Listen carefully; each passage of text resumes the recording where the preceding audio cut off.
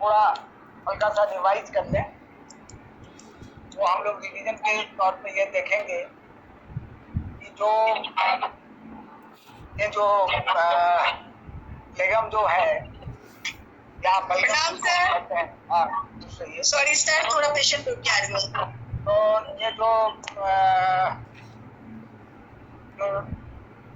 Running nose होता है या मुंह से भी निकलने वाला जो चिपचिपा वाला जो ये लिक्विड होता है, जो द्रव्य होता है, उसको हम इन कॉमन सेंस में, कॉमन लैंग्वेज में बलगम कहते हैं। ठीक है ना। रनिंग नोज से जो आता है या मुंह से भी कभी कभी जो चिपचिपा निकलता है द्रव्य, जिसमें एक तरीके से देखा जाए तो वो जैसे वो तार बनता है, उस तरीके का चिपचिपापन आ जाता है, तो उसको बलगम कहते हैं। अगर इस तरीके से अगर हिसाब से दिखाई दे किसी भी पेशेंट में तो समझना चाहिए ये बलगम का सिग्नल जो है इनमें दिखाई दे रहा है। एक तो ये बात है। दूसरी बात है कि ये जो है ऑफन और कभी जो है ये पानी के तरह पतला भी होता है, मगर चिपचिपापन जो है उसमें जरूर आपको मिलेगा। ठीक है ना। तो ये होता है, इसको बलगम हम लोग कहें। ये पतला भी हो सकता है और गाढ़ा भी हो सकता है। तो दोनों साइड से जो है इसमें देखा गया है, ये दोनों तरह का होगा, पतला भी होगा और गाढ़ा भी। चलिए ठीक है। दूसरा क्या है, इसके रंग भी कई होंगे। ये सफेद रंग का भी हो सकता है, हरा भी हो सकता है, पीला भी हो सकता है, समटाइम्स काला भी होता है। एक्सीट है लोअर एब्डोमेन में, जो हमारे एक्सीट है जिसको किडनी कंट्रोल करती है।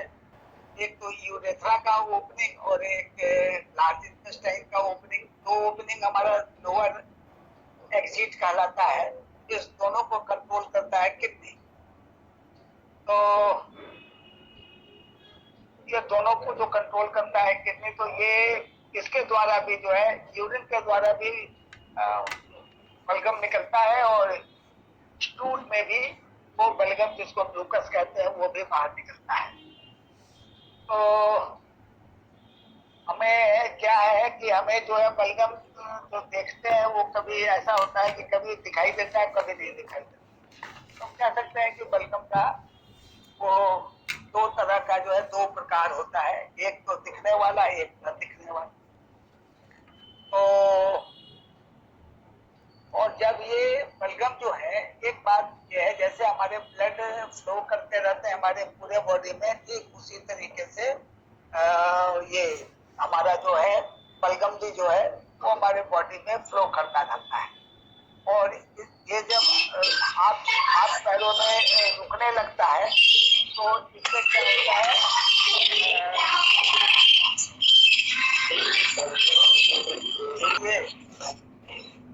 तो ये जो है शरीर में अगर हाथ पैरों में ये चालू हो जाए तब जाकर करके ये क्या होता है, एक थकान सा व्यक्ति को लगता है। तो पेशेंट आएगा वो थकान कंप्लेन करेगा, और स्प्लीन की डिफिशिएंसी, लंग्स की और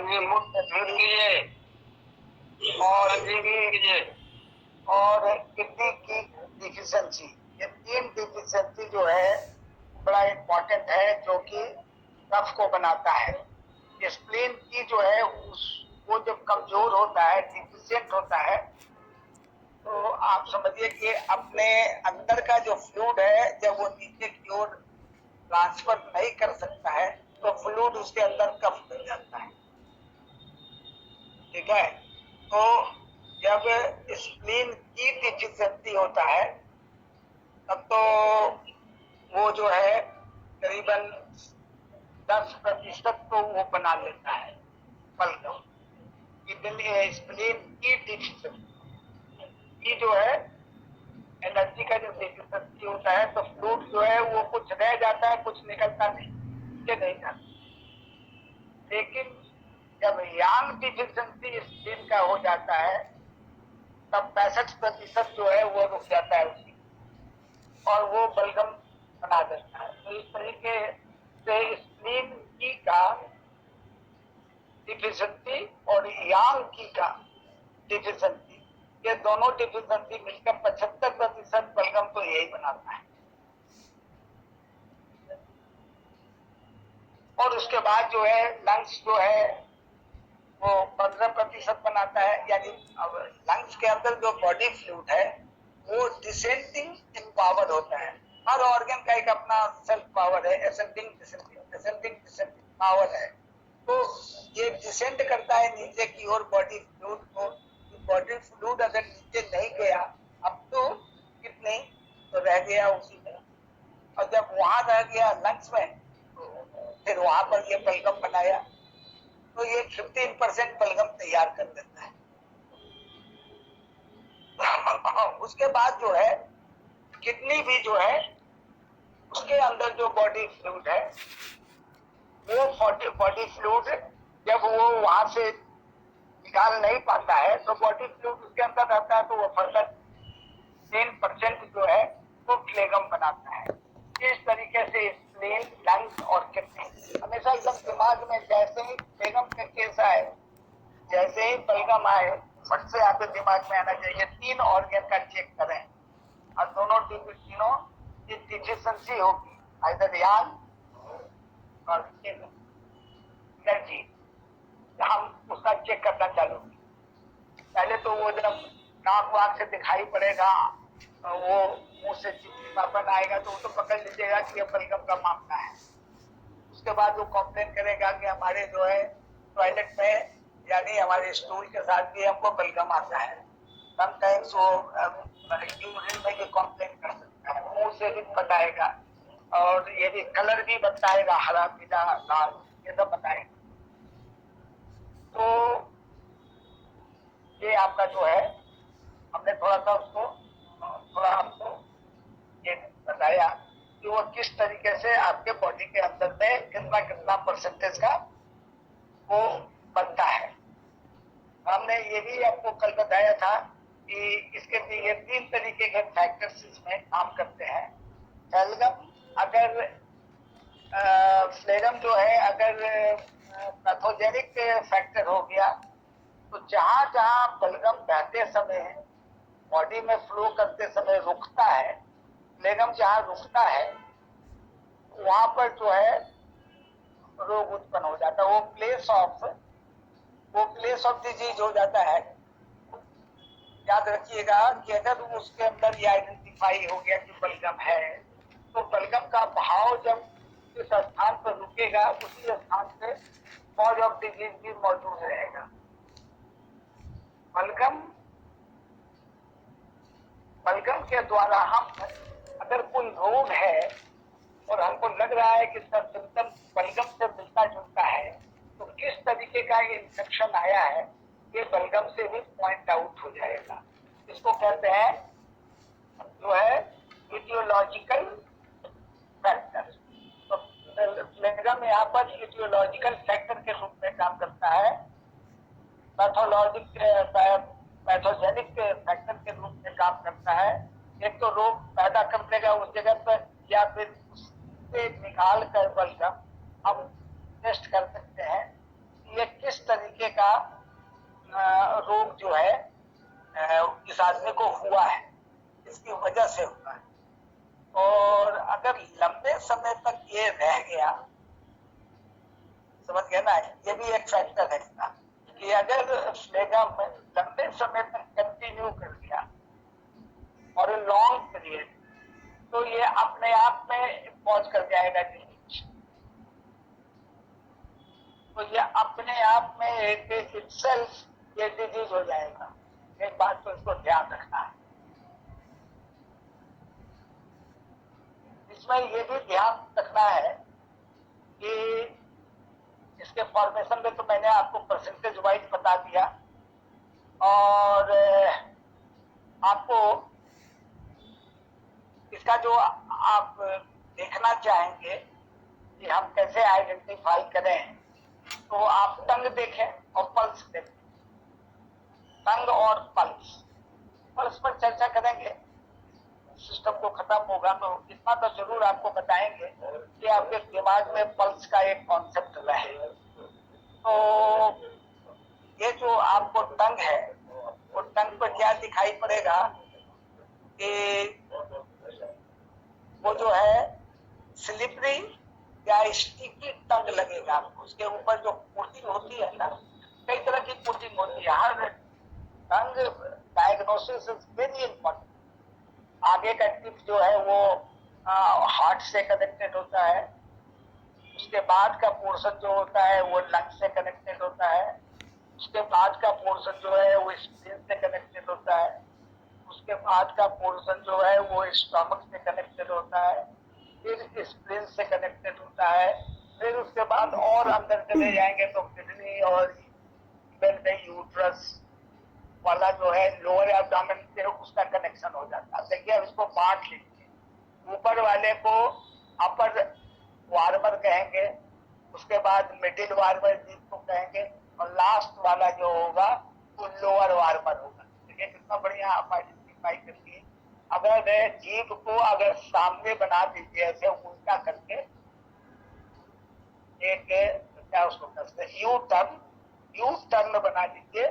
तो यू टर्न बनाइएगा तो सबसे ऊपर वाला पार्ट जो है वो आपका टेस्ट हो जाएगा, यानी अपर वार्मर, बीच वाला भाग मिडिल वार्मर और नीचे वाला भाग लोअर वार्मर। अपर पार्ट में सीधे सीधे जो आ जाएगा वो लंग्स आ जाएगा, हार्ट आ जाएगा। उसके बाद नीचे आइएगा, स्प्लीन स्टोमक का पार्ट आ गया। और स्टोमक जो है दोनों साइड, जो एक साइड जो है वो लीवर है, तो लीवर कहाँ आएगा, तो किनारे वाला पार्ट जो है लीवर और गॉल ब्लैडर होता है।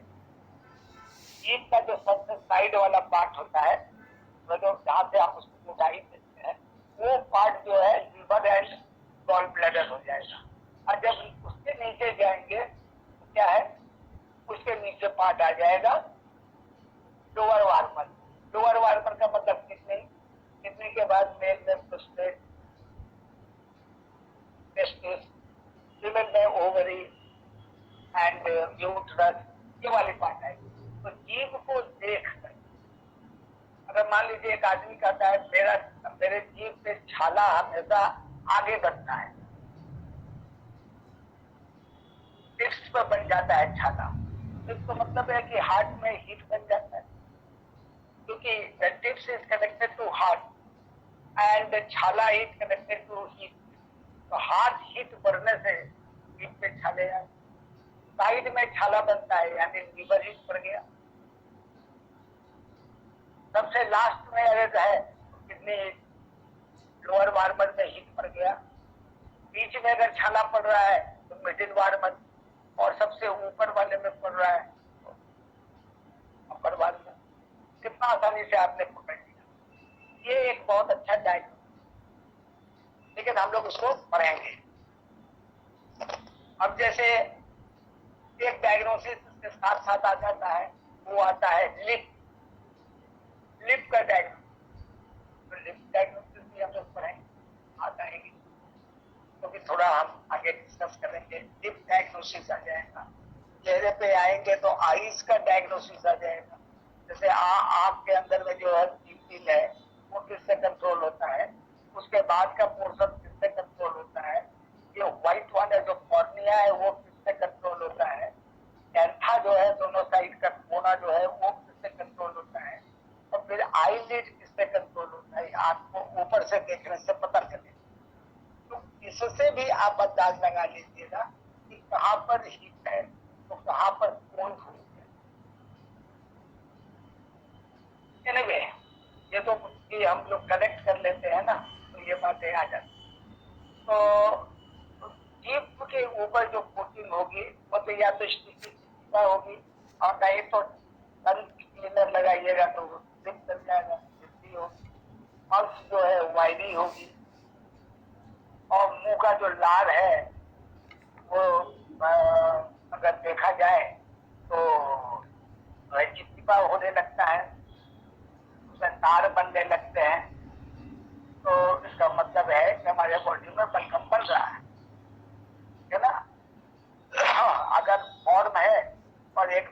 फॉर्म का होता है। अब जैसे मान लीजिए टाइम फ्लेगम जो है इधर लंग्स में, वो इसको प्रभावित करता है, इंटरनल ऑर्गन। अगर फ्लेगम फायर है स्टमक में तो वो इंटरनल ऑर्गन। फ्लेगम मिस्टिंग है, मिस्टिंग मतलब धुंध, हाथ को अगर धुंध कर रहा है तो इंटरनल ऑर्गन। अगर फ्लेगम जो है वो ब्लॉक कर रहा है मेरिडियन को, फ्लेगम जो है वो स्किन के नीचे अगर आ गया है तो इसका मतलब है लिवर प्रभावित हो जाएगा। फ्लेगम जो है वो ज्वाइंट में अगर आ रहा है तो वो लिवर को। तो इस तरीके से लिम्ब और ऑर्गन उसको प्रभावित करने के लिए फ्लेगम का ये स्वभाव है, फ्लेगम का ये स्वभाव बनता है। और इस तरीके का फ्लेगम जब एसोसिएट करेगा, फायर होगा स्टमक में तो क्या करेगा, फ्लेगम जो है अगर डैम्प होगा लंग्स में तो क्या करेगा, फ्लेगम मिस्ट करेगा, धुंध बनाएगा तो क्या करेगा। ब्लॉक मेरिडियन जो हमारे बॉडी में है 12 से 14 मेरिडियन, अगर उसको ब्लॉक करेगा तो क्या करेगा। और अगर हमारा स्किन के नीचे आएगा तो क्या करेगा, और उसी तरीके से ज्वाइंट में आएगा तो ये क्या करेगा।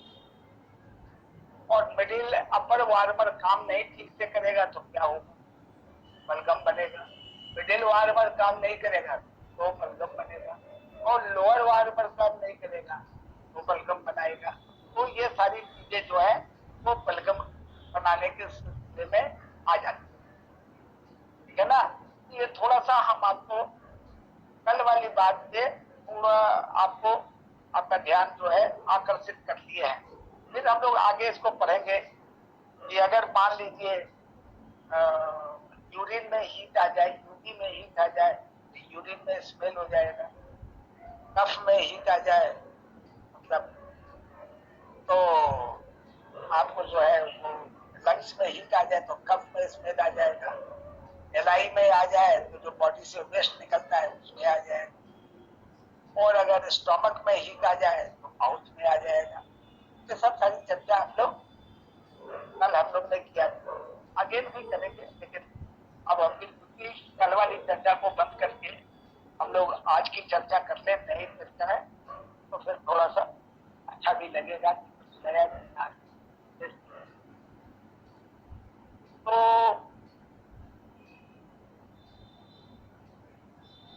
अगर फ्लेगम का एक ऐसा फॉर्म होता है जो आपको दिखाई नहीं, और हमको हमेशा हमारे ट्रीटमेंट में हमको कंफ्यूज और हम घबराते भी हैं। जैसे कहा जाता है तो हमको लगता है नहीं क्या आ गया है, उस समय में कठिनाई भी होती है। तो हमको थोड़ा सा बेसिक तौर से समझना होगा कि फॉर्म में तो बलगम दिखाई दिया, स्पूटम के रूप में निकल गया, लेकिन जो है अगर वो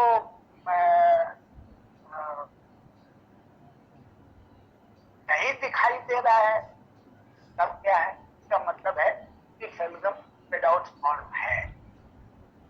तो बेलगम जो है वो अगर स्किन के ऊपर लंप के रूप में दिखाई पड़ता है, कभी कभी देखिएगा बहुत बड़ा बड़ा ऐसा गोला गोला निकल जाएगा और उसको छूने तो बड़ा सॉफ्ट लगेगा। लंप पेशेंट दिखाएगा कि देखिए ना बहुत दिन से है ये लंप है, कहते हैं लोग, का कोई इलाज है।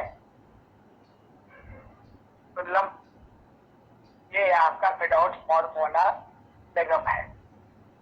अगर मेरिडियन में आकर बेलगम आ गया मेरिडियन में तो आपका सुनपन आ जाएगा, स्टेरेक्स को सुनपन आएगा, क्या आएगा, नंबनेस पैर में आ जाएगा। तो जगह जगह सुनपन पता लगने लगेगा, नहीं आप काटने से या कुछ करने से आपको पता ही नहीं, आपको घुटन ऐसा लगता है।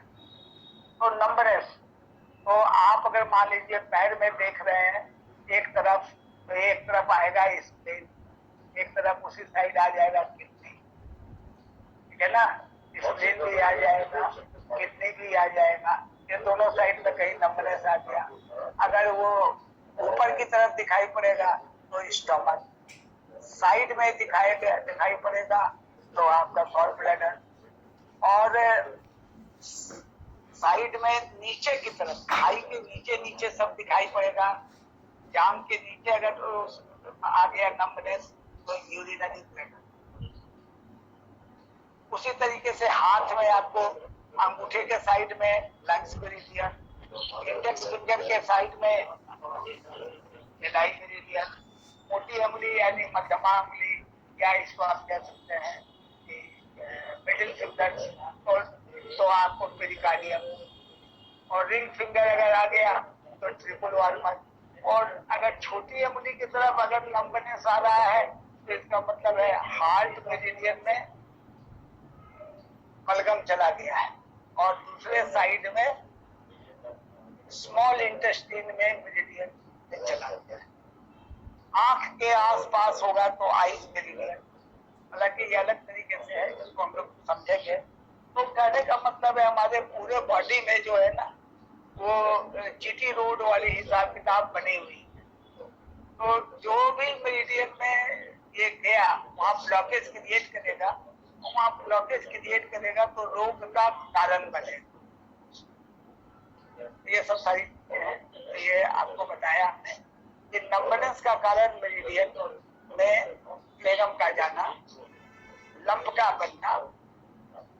अगर मान लीजिए हार्ट में चला गया तो हार्ट में ये धुंध पैदा कर देगा, मिस्ट कर देगा। धुंध मतलब ए स्टेट ऑफ कंफ्यूजन, जिस ऑर्गन में ये जाता है उसको कंफ्यूज कर देगा। हार्ट में स्पेशली आप धुंध पैदा कर देगा।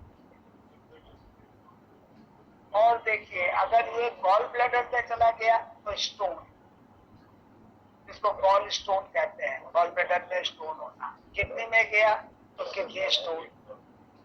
सैंड के रूप में यूरिन में भी रहता है, सैंड के रूप वहां भी आपको फ्लेगम काम करता है। यूरेटर में काम करता है, यूरिनरी ब्लैडर में जो है स्टोन बनाता है। ये सब का सब जो है ना यही काम करता है। अगर ज्वाइंट में डिफॉर्मिटी पैदा कर देता है, कितने लोगों का आप देखिएगा पैर जो है मुड़ जाता है, अंगुलियां मुड़ जाती हैं, जिसको हम लोग गाउट के लक्षण कहते हैं, गठिया वाले लक्षण, तो यूं मुड़ जाते हैं।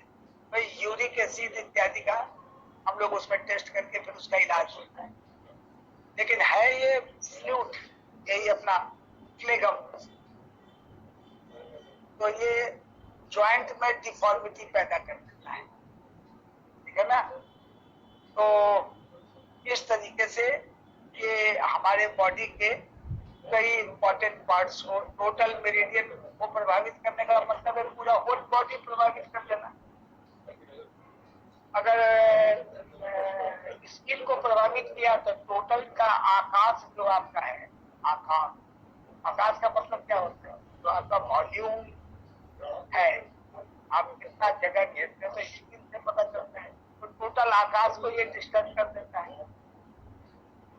और उसके बाद क्या है, इंटरनल ऑर्गन, कितने ऑर्गन आपके बॉडी में है, जितने मेरिडियन है ऐसे जनरल मेरिडियन 12, तो 12 मेरिडियन जो है वो आपकी बॉडी में है, जिसमें तीनों वार्मर में बटे हुए हैं। ऊपर आपके 2 वार्मर, ऊपर वाले वार्मर में आ जाते हैं, लंग्स आते हैं, हार्ट आते हैं।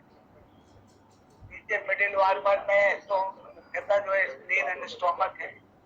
इधर आपका ये आ जाता है, लीवर आ जाता है, और उसके बाद नीचे जब आइएगा तो इंटेस्टाइन का पोर्शन आ जाता है, ठीक है ना। उसके बाद वो किडनी आ जाती है, यूरिनरी ब्लैडर आ जाता है, ये पोर्शन आपका आ जाता है। तो ये जो सारे चीजें हैं वो आपको प्रभावित हो जाता है। तो 12 ऑर्गन का मतलब है कि 12 राशि आपकी प्रभावित हो जाती है। नहीं, 12 राशियां होती है ना, तो 12 ऑर्गन होते हैं तो 12 राशियां, और 9 ग्रह के बीच में इनका डिस्ट्रीब्यूशन होता है। तो 9 ग्रह प्रभावित हो जाएंगे, और 12 राशियां और 12 आपके ऑर्गन जो है वो 27 नक्षत्र में बदले रहते हैं। यानी हर ग्रह में 3 नक्षत्र तो 27 नक्षत्र हो गए, तो नक्षत्र भी आपके प्रभावित हो गए। और हर डे को दिन जो है वो ये होता है, क्या कहते हैं, ग्रह है, right from Monday to Saturday Sunday, जितने हैं हमारे ग्रह हैं, और ये सभी ग्रह से हमारे प्रभावित हो जाते हैं। हमारे नक्षत्र, हमारी राशियां, हमारे ऑर्गन, हमारे मेरिडियंस सब इससे प्रभावित हो रहे हैं। और इसी से प्रभावित होते हैं हमारे पंच महाभूत। पंच महाभूत जो है, कुछ ग्रह जैसे मंगल बहुत गर्म होता है तो यह फायर से कनेक्टेड है, सन फायर से कनेक्टेड है, उसी तरीके से कोल्डनेस से सब सारे ग्रह कनेक्टेड है। तो पंच महाभूत से ये कनेक्टेड हो गए। और इसी तरीके से ये 3 जो आयुर्वेद के सिस्टम है, वात, पित्त और कफ, ये इससे कनेक्टेड है, क्योंकि इससे कनेक्टेड पंच महाभूत है। और फिर इनिशियली ये सभी जो है yin और यांग्स में बटे हुए हैं। तो ओरिजिनली जो है yin yang जो है वो सभी के अंदर व्याप्त है। तो आप देखिए एस्ट्रोलॉजी, पामिस्ट्री, आपका इंटरनल ऑर्गन्स, आपके पंचमहाभूत सबके सब शामिल हो गए। एक बार अगर आप इस डायग्नोसिस को समझ गए तो आप अगर मंगल ग्रह भी पढ़ रहे हैं तो मंगल के जितने गुण होंगे और मंगल इसमें ज्यादा दिखाई देगा गर्मी, तो आप वो सारी बातें बता सकते हैं जो मंगल का होता है। आप सारी बातें बता सकते हैं जो सूर्य क्या होता है।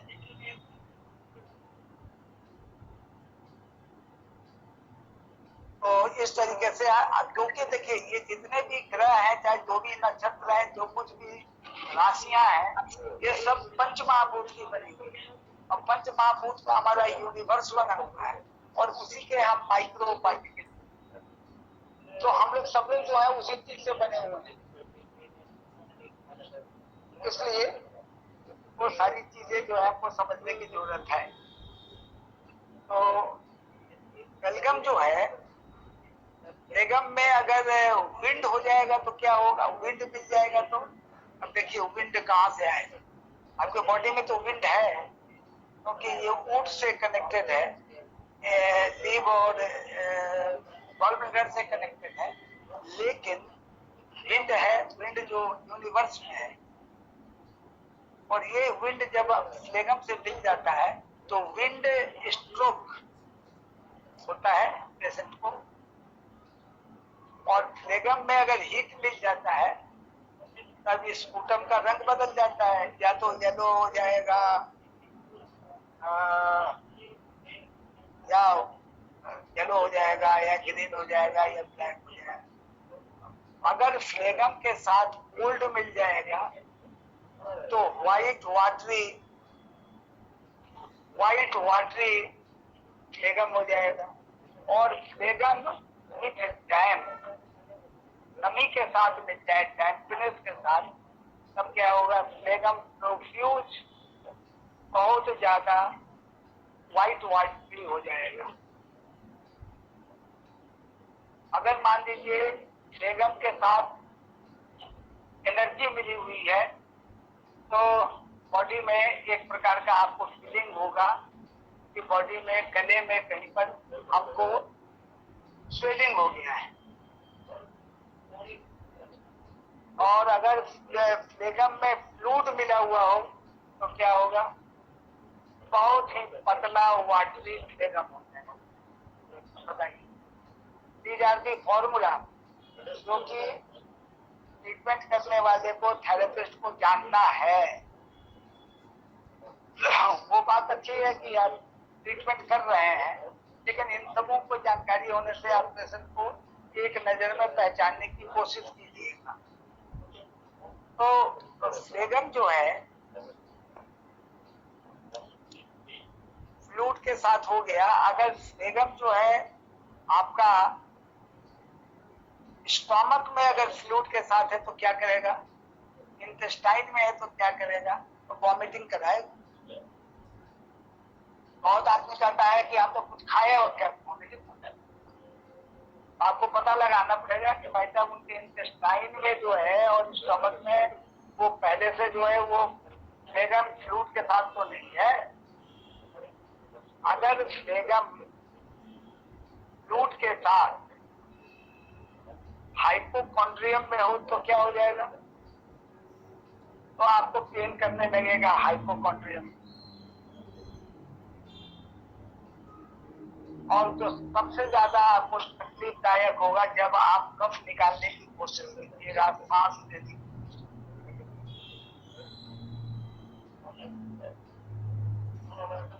ठीक है। उसके बाद फ्लेगम जो है अगर फ्लूइड के रूप में लिम्फ में अगर रहे तो क्या होगा।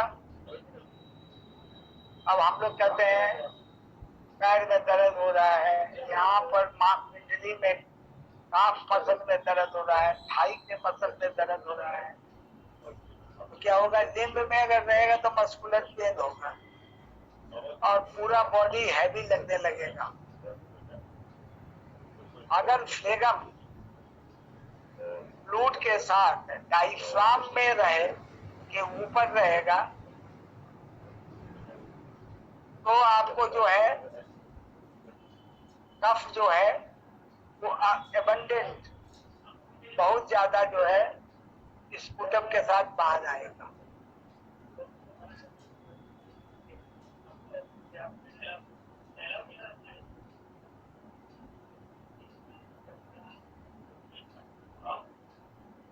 तो उसके बाद जो है तो ये बलगम का देखिए कैसे है। अगर बलगम ये डिफरेंट इंटरनल ऑर्गन में मौजूद है तो अपना सिम्टम कैसे दे रहा है।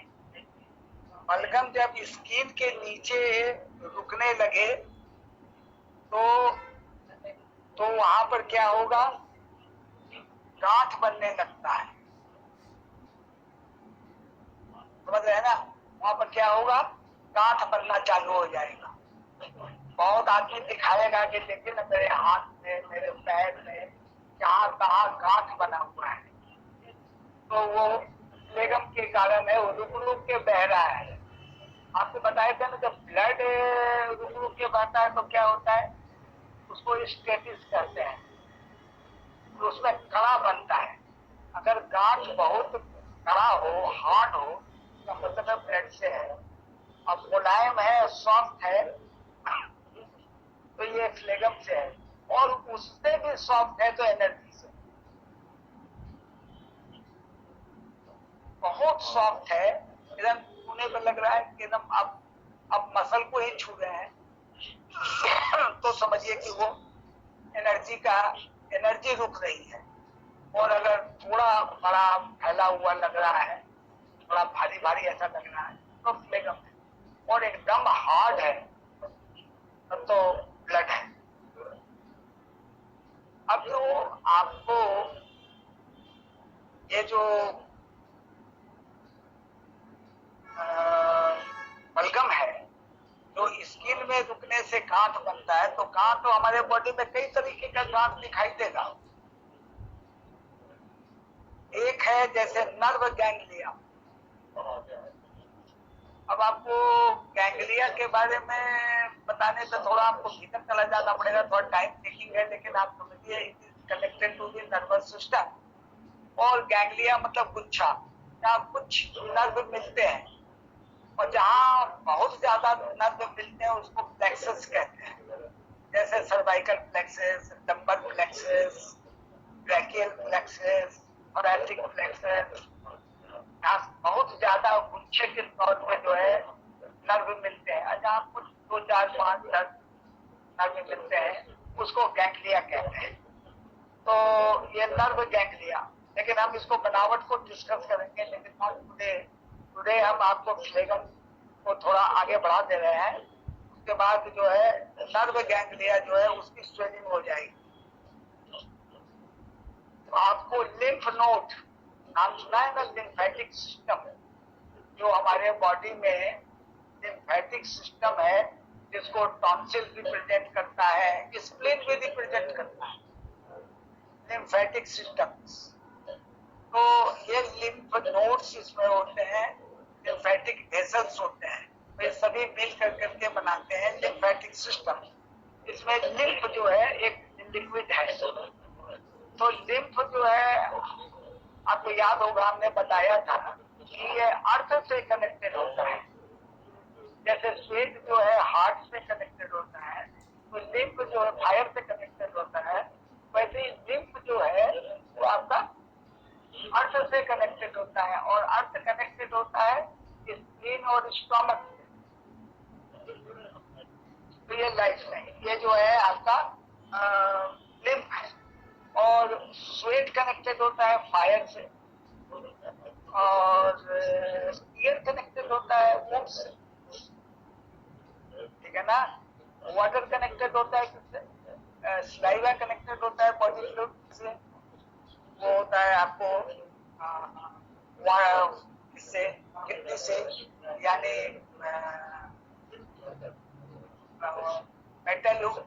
मेटल के बाद क्या होता है? वाटर। वाटर से कनेक्टेड होता है ये स्लाइवा। और म्यूकस जो होता है वो कनेक्टेड होता है लंग्स से। तो इस तरीके का ये सब सारा जो लिक्विड है ये पंच महाभूत से कनेक्टेड होते हैं। वो हम बहुत पहले भी दिखा दिए हैं, आपको लिखे हुए हैं और हमने भेज भी दिया था, हम लोग फिर बाद में पढ़ेंगे। तो स्वेलिंग इन लिम्फ नोड्स ये भी कारण होता है। Swelling in thyroid, thyroid gland आपने सुना है ना नाम? आपने सुना होगा एंडोक्राइन ग्लैंड का नाम। एंडोक्राइन ग्लैंड में पिट्यूटरी ग्लैंड पड़े, पिनियल ग्लैंड पड़े, थायराइड पड़े, पारा थायराइड पड़े, थाइमस पड़े, और उसके बाद नीचे आ गए तो एड्रिनल ग्लैंड हो गया, उसके बाद टेस्टिस हो गई। ये सब आपके जो है एंडोक्राइन ग्लैंड हो गया। तो एक्सोक्राइन ग्लैंड और एंडोक्राइन ग्लैंड में ये फर्क होता है कि एक्सोक्राइन ग्लैंड अपने स्राव को, अपने सिस्टम को डक्ट के द्वारा भेजता है ब्लड में, और एंडोक्राइन जो होता है उसमें डक्टलेस होता है, उसमें डक्ट नहीं होता, वो अपने स्राव को डायरेक्ट ब्लड में डाल देता है, ठीक है ना। तो इस तरीके से हमारे बॉडी में दो तरह के ग्लैंड होते हैं, एक्सोक्राइन, एंडोक्राइन। तो एंडोक्राइन ग्लैंड का नाम आपको हमने बता दिया। तो ये इसी में एक थायराइड आता है जो आपके गले के ठीक सामने दिखाई पड़ेगा। इसकी बनावट हम लोग पढ़ेंगे एनाटॉमी में थोड़ा सा, कि कहाँ पर जो है थायराइड कार्टिलेज होता है, कहाँ क्रिकोइड कार्टिलेज होता है, कहाँ थायराइड ग्लैंड होता है, ट्रैकिया होता है, ठीक है ना। अब कैसे कैसे वो ब्रोंकाई या ब्रोंकियोल में बढ़ जाता है, इसको हम लोग थोड़ा एक दूसरे से कनेक्ट करेंगे। तो ये थायराइड है, थायरॉक्सिन निकालता है। तो दो कंडीशन होते हैं, एक हाइपो होता है, एक हाइपर होता है ना। तो हाइपो मतलब कम और हाइपर मतलब ज्यादा। तो हाइपो में क्या होता है, जब बच्चे के समय में मदर को हो जाता है तो फिर बच्चा जो है मेंटली रिटार्ड हो जाता है, और जो है वो इसमें एपेटाइट बहुत कम होगी, लेकिन बहुत मोटा होता जाएगा, ओबेसिटी बढ़ती है, इसमें डलनेस आ जाता है, स्किन काफी कड़ा ऐसा कोर्स हो जाता है, आवाज उसकी फटने लगती है, बाल उसके गिरने लगते हैं, और डिप्रेशन भी कॉज करता है, और नट प्रॉब्लम भी करता है, यानी उसको क्या कह सकते हैं, एलिमेंट्री कैनाल का प्रॉब्लम, डाइजेस्टिव सिस्टम का प्रॉब्लम भी क्रिएट करेगा। और हाइपर में क्या होता है कि थायरॉक्सिन ज्यादा निकलता है, खाता ज्यादा है, लेकिन दुबला पतला रहने का चांस रहता है। उसके आंख जो है आगे की ओर, उसके आई बॉल प्रोट्रूड हो जाते हैं, बाहर निकले हुए रहते हैं, बड़े बड़े आंख लगेगा बाहर निकला हुआ। और अल्टीमेट जो है वो हार्ट एलिमेंट हो जाता है, हार्ट एलिमेंट, हार्ट की बीमारी उनको हो जाती है। तो ये हाइपर हाइपो का थोड़ा सा आपको बता दिया। उसके बाद जो है फाइब्रॉइड भी इसी के कारण होता है, बेगम के कारण। और लाइपोमास भी जो होता है वो अगर बेनाइन होता है तब तो नॉन कैंसरस होता है, और अगर मैलिग्नेंट होता है तो कैंसरस हो जाता है। फाइब्रॉइड 80% जो है वो बेनाइन होता है, खासकर यूट्रस का कंप्लेन आएगा फाइब्रॉइड। तो ऐसा भी है कि जितने भी तरह के लंप्स होते हैं ये कोई जरूरी नहीं है कि फ्लेगम के कारण हो, ये भी दिमाग में रखना है। सब वो फ्लेगम नहीं कर सकते। वो लंप के बारे में बताए ना, खड़ा होगा तो वो ब्लड से हो जाएगा। यूट्रस पर फाइब्रॉइड होते हैं, ओवरी में सिस्ट होती है, पॉलीसिस्टिक ओवरी कहलाती है, पॉलीसिस्टिक किडनी कहलाता है। सिस्ट का मतलब होता है कि ब्लड बहते बहते रुक गया और कड़ा कड़ा होता चला गया, तो कई सिस्ट आ जाते हैं और इट इज ऑल्सो हार्मफुल। तो ये due to stasis of blood होता है, जो हम अर्लियर डिस्कस कर चुके हैं। तो इस तरीके से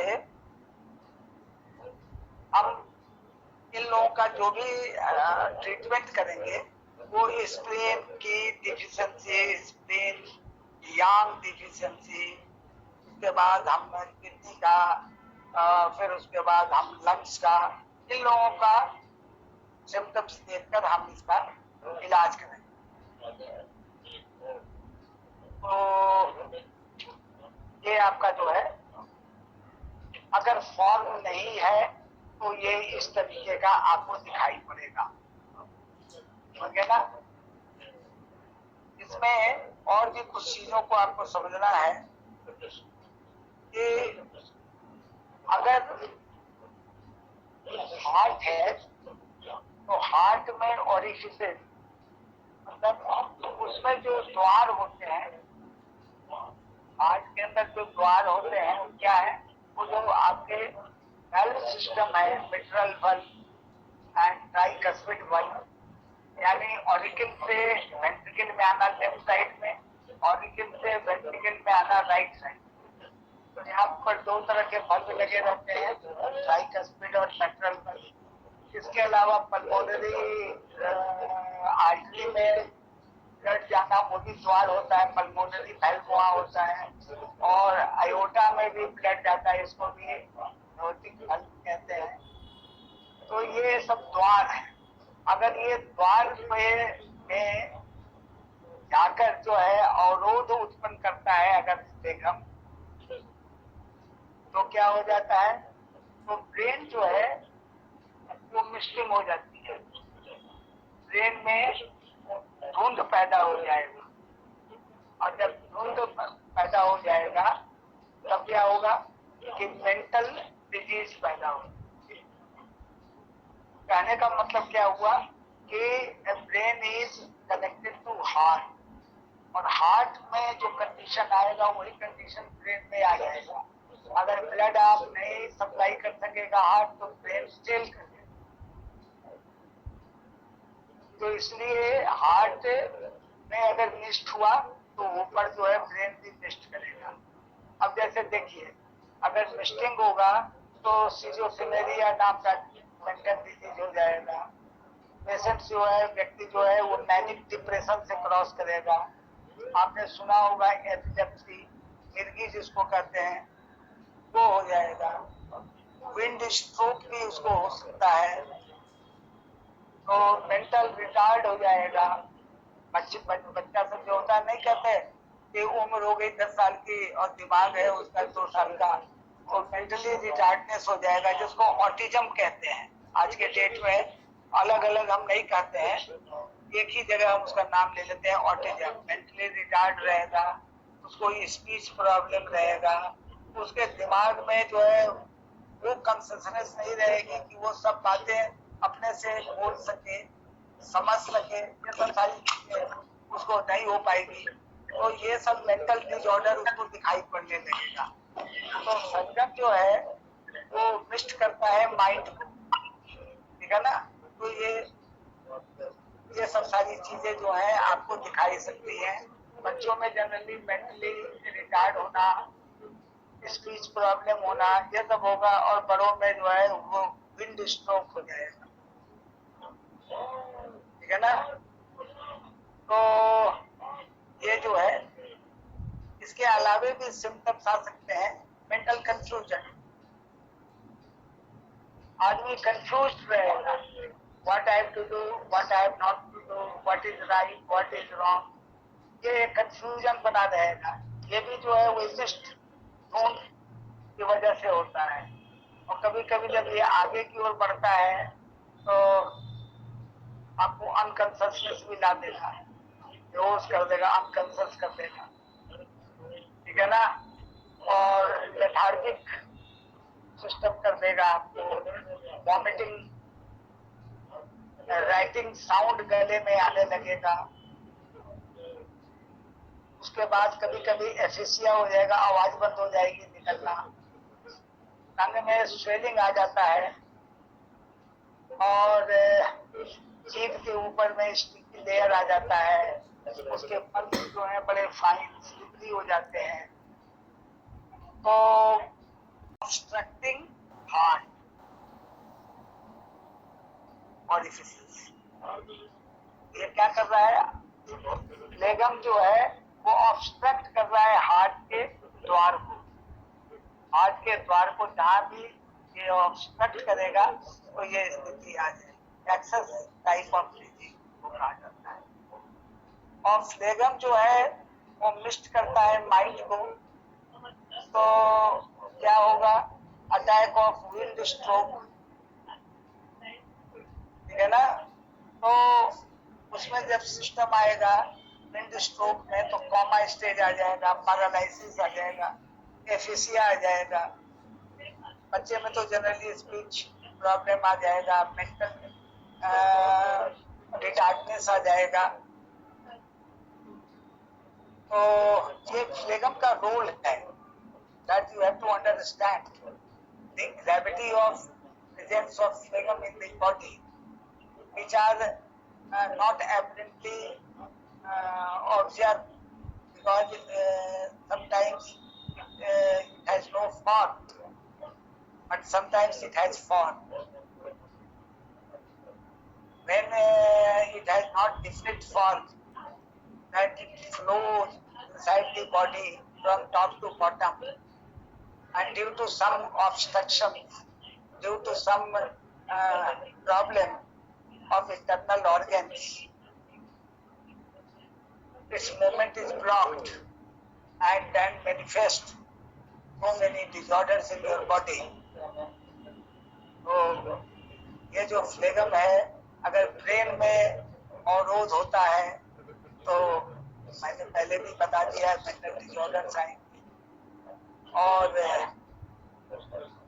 तो इस तरीके से जो है ये सब सारी चीजें, मान लीजिए छाती में, चेस्ट में अवरोध होता है, चेस्ट कहें तो क्या आप समझेंगे, इसको अपर वार्मर भी कह सकते हैं। चेस्ट हम कह सकते हैं जो 12 रिब्स, 12 पेयर्स ऑफ रिब्स से बना हुआ है, जिसमें 7 जो है वो ट्रू रिब्स है, 5 फॉल्स है, 5 में 3 फॉल्स कहलाता है, 2 फ्लोटिंग कहलाता है, बीच में स्टर्नम होता है, और पीछे जो है वर्टिब्री का एक स्पाइनल कॉर्ड होता है, जो काफी लचीला और बॉडी को कई पोस्चर्स देता रहता है। और हमारे जो पेरिफेरियल नर्व से जो सूचना मिलती है, उस सूचना को ऊपर ब्रेन के कॉर्टेक्स में पहुंचाता है, उसके फैसले को हमारे कर्मेंद्रिया तक लाता है, हमारे सेंस ऑर्गन को भी लाके देता है। तो इस तरीके से जो है हमारा बॉडी में ये जो पोर्शन बनता है, जिसको रिब केज कहते हैं, तो रिब केज में अगर बलगम अवरोध पैदा हो जाएगा तो आपको क्या होगा, गले में रैशिंग साउंड आने लगेगा, खड़खड़ खड़खड़ की आवाज आने लगेगी, ठीक है ना। बच्चों में कॉन्स्टिट्यूशनल डिजीज होगा। कॉन्स्टिट्यूशन कहने का मतलब है जो 5 एलिमेंट्स होते हैं ना, तो 5 एलिमेंट्स के 5 कॉन्स्टिट्यूशन होते हैं। अब पांचों कॉन्स्टिट्यूशन के बॉडी का बनावट, सोच, उसका मेंटल लेवल, उसके डिजॉर्डर सब अलग अलग होते हैं। तो जैसे हम कॉन्स्टिट्यूशनल डिजॉर्डर कहेंगे तो उस जो आदमी के अंदर ये पाया जाएगा उसके कॉन्स्टिट्यूशन से रिलेटेड उसको डिजॉर्डर हो जाएंगे, ठीक है ना। तो इसलिए ये सारी चीजें जो है आपको दिखाई पड़ेंगी।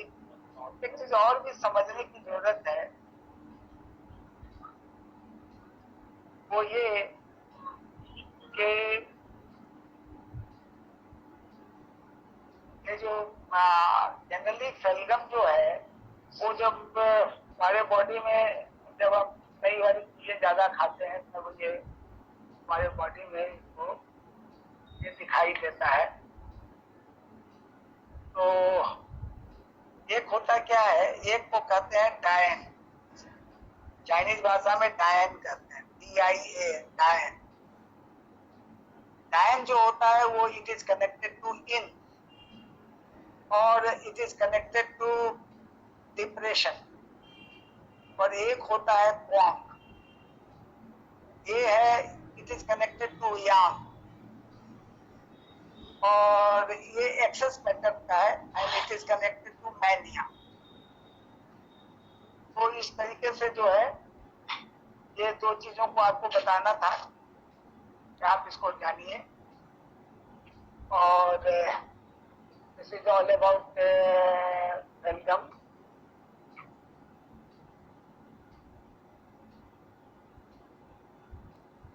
जैसे जो है अब मान लीजिए अगर फिल्गम गॉल ब्लैडर में होता है तो क्या हो जाता है, आपको हमने बताया था कि स्टोन का बनना हो जाता है। दूसरा इसका वाल थिक हो जाता है, जॉन्डिस होता है इसमें हाइपोकॉन्ड्रिया पेन भी होता है, पेट में अफरा भी होता है, मिचली भी होता है, वॉमिटिंग भी होता है। तो और कोई फैटी फूड हम खाएंगे तो नहीं होगा, पचेगा। क्यों नहीं पचेगा? क्योंकि बाइल जो है, जो लीवर बनाता है, वो बाइल डक्ट के द्वारा उसमें जमा होता है। और अगर बाइल टाइम टू टाइम हमारे भोजन के साथ नहीं मिक्स करे तो क्या होगा, बाइल जो है वो फूड को अल्कलाइन मीडियम में लाता है, तो वो अल्कलाइन मीडियम में नहीं आएगा, नंबर 1। और नंबर 2 क्या होगा कि बाइल जो है वो फैट को छोटे छोटे टुकड़े में तोड़ता है, इसको कहते हैं फैट इमल्सिफिकेशन। इसलिए जिसका गॉल ब्लैडर रिमूव हो जाता है उसको फैटी चीज खाने को मना हो। और कभी अगर उसको मन कर ही गया खाने के लिए तब उसको या तो उसको हाइपोकॉन्ड्रिया पेन चालू हो जाएगा, उसको जो है पेट फूल जाएगा, वॉमिट करने का मन करने लगेगा, नौजिया होने लगेगी, फैटी वॉमिट भी हो सकता है। तो ये सब सारी चीजें जो है उसमें उनको दिखाई पड़ने लगी, सिम्टम के रूप में वो चीजें आ जाती हैं। तो ये चीजें जो है आपको बतानी थी।